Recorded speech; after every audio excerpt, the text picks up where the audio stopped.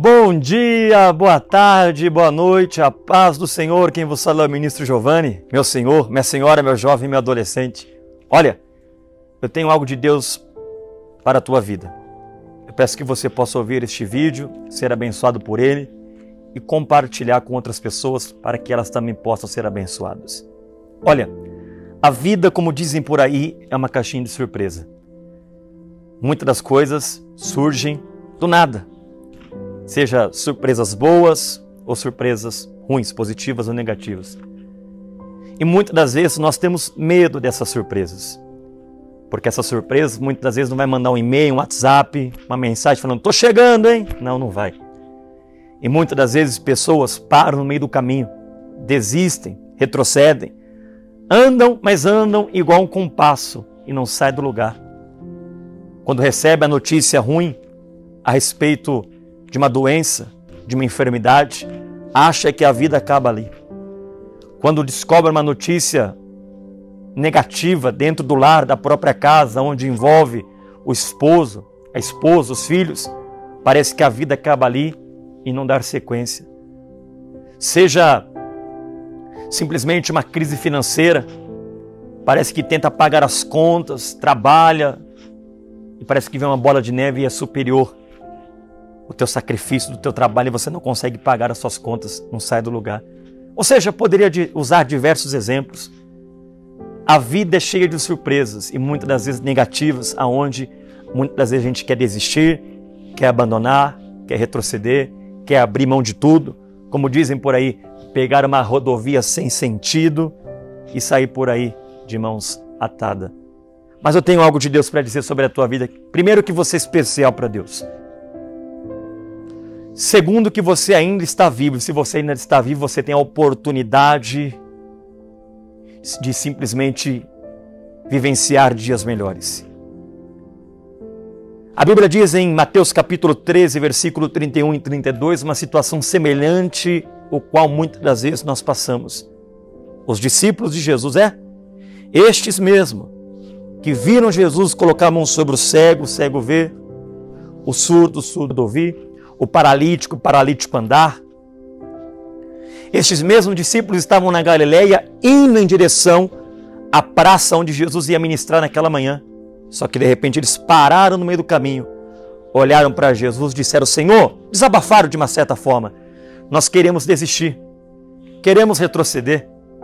Porque quando nós éramos pescadores, a gente acordava de madrugada, ganhava o nosso salário e sabia o que a gente ia comer no dia seguinte, o que ia vestir, conseguia se programar. Olha, Senhor, quando eu cobrava impostos, antes de largar tudo para te seguir, eu tinha todo quinto dia útil dinheiro na minha conta. Deixa eu me pronunciar nesse linguajar para você entender. E com esse dinheiro eu sobrevivia. E depois que eu larguei tudo para te seguir, Jesus, a gente está na base do improviso. A gente não sabe o que a gente vai comer amanhã, o que a gente vai vestir, onde nós vamos estar. Estamos com medo.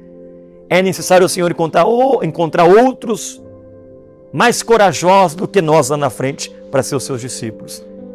Jesus olhou para os discípulos e perguntou, vocês confiam em mim? Vocês acreditam em mim? Talvez é a mesma pergunta que Deus está te fazendo neste momento, neste vídeo. Você confia em Deus? Será que você pode olhar para trás no teu passado? Ou alguns dias atrás, meses, e ver quantos livramentos, quantas bênçãos, quantos dias você disse, eu não vou passar dessa situação e você passou porque Deus esteve contigo lá atrás? Será que você tem a capacidade de entender essa pergunta? Você confia em Deus? Eu tenho certeza que você tem a capacidade de compreender a confiança, porque Deus já mostrou lá atrás, nos piores momentos da tua vida, que Ele era o Deus que estava contigo. Jesus perguntou, vocês confiam em mim? Os discípulos disseram, Senhor, a gente confia. E Jesus chama os discípulos de grão de mostarda. Grão de mostarda, que se você não tomar cuidado, ele cai no teu indicador e no teu polegar e você não consegue enxergar no chão. Grão de mostarda que não tinha valor para ninguém, porque as pessoas passavam e sequer observavam que tinha um grão de mostarda no chão, pequeno, minúsculo, miúdo. Jesus vendo os discípulos com medo, querendo retroceder, abandonar o ministério, abrir mão de tudo, Jesus os chama de grão de mostarda. Quantos grãos de mostarda nós já se sentimos nesta vida? Pequeno, sem valor para um, sem valor para outro, esquecido de escanteio, jogado de escanteio, esquecido dali, esquecido de lá. Mas a pergunta é, vocês confiam em mim? Os discípulos disseram, confiamos. Só que a parte do verso 32, Jesus disse, mas este grão de mostarda, quando cresce, aqui no Oriente Médio, torna-se uma árvore de 5 metros de altura. Depois de 3, 4 anos, um grão de mostarda plantado e bem cuidado, ele torna-se uma das maiores árvores do Oriente Médio, neste ciclo da Galileia, de Mateus 13, 31 e 32. E os discípulos falaram, Senhor, então nós vamos acreditar na tua palavra. Ei, queridos e queridas, toda ação gera uma reação. Talvez Deus está esperando você olhar para o céu e falar, olha, Senhor, está tudo difícil aqui para mim. Estou desempregado, estou numa crise financeira, estou com um problema de saúde, estou tendo trabalho em casa, o meu espiritual não está legal, mas eu confio em Ti. Talvez Deus está esperando essa atitude sua para começar a fazer a tua vida a decolar, a andar.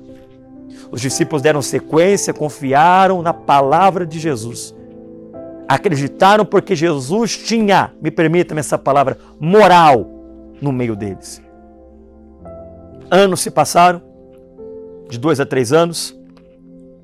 Jesus foi morto, entre aspas, ao terceiro dia ressuscitou, passou 40 dias e 40 noites com os discípulos, e depois disso, cada discípulo foi por um canto, para uma cidade levar a palavra. Pedro não é mais chamado de discípulo, cujo significado vem do latim, significa aluno. Pedro agora é chamado de apóstolo, que vem do grego e significa o enviado.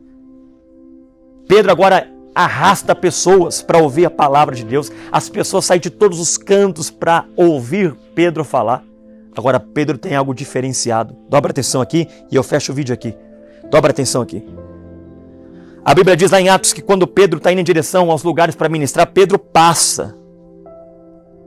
E através da sombra de Pedro, os doentes que estão na sarjeta, nas ruas, são curados. Está na Bíblia, em Atos. Pedro passa e através da sombra, Pedro não precisa tocar, usar o tato, tocar em ninguém. Só de Pedro passar, as pessoas são curadas. Através da sombra de Pedro. Eu fico imaginando alguém chegando para Pedro por curiosidade, porque o ser humano é curioso. Eu sei que você que está me assistindo é curioso. É só você estar lá no teu quarto, na tua janela, daqui a pouco tocar uma janelinha, uma sirene de uma polícia, de uma ambulância. Você para tudo que você está fazendo, você vai lá na janela. O que foi? O que aconteceu? É curioso. Nós somos curiosos. Eu fico imaginando a curiosidade do ser humano chegando até Pedro e falando, ô apóstolo, da onde vem tanta unção? Você não precisa tocar para as pessoas ser curadas, só de você passar com a tua sombra as pessoas são curadas. De onde vem tanto poder? Eu imagino Pedro olhando dizendo, um dia eu fui grão de mostarda, eu quis desistir, eu quis abandonar porque eu não sabia o que eu ia comer no amanhã, o que eu ia vestir no amanhã, eu queria voltar a ser pescador, mas Jesus olhou para mim, olhou para os outros 11 discípulos que estavam entre nós e disse que a gente era grão de mostarda, pequeno naquele momento, sem valor naquele momento, mas que um dia nós teríamos valor. E ele nos disse que a gente seria uma árvore de 5 metros de altura, que as aves iam vir e se aninhar nos seus ramos. Mas apóstolo, o que o senhor está querendo dizer com isso? A pergunta é, por que você passa e com a tua sombra as pessoas são curadas? E Pedro falou, deixa eu terminar. E Pedro termina dizendo, uma árvore gera o quê? E lá vem as respostas, fruto. Além de fruto, uma árvore gera o quê? Agora eu quero que você que está assistindo esse vídeo me responda. O que uma árvore gera além de frutos? Olha lá, vamos ilustrar. Você acaba de comer aquela feijoada. Me deu até fome aqui agora. Aquela feijoada, está numa fazenda com a tua família, está um sol, daqui a pouco você olha uma árvore. E você fala, nossa, lá tem sombra, lá tem refrigério. Você vai para baixo da árvore para estar sobre a sombra. Além de fruto, uma árvore gera sombra. Sabe o que Pedro está dizendo?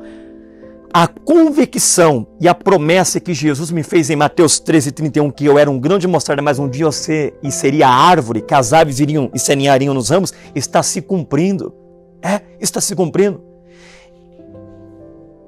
O dom, a unção de passar e as pessoas serem curadas através da sombra, é porque agora eu sou uma árvore de 5 metros de altura. Está na hora de você confiar na palavra de Deus sobre a tua vida.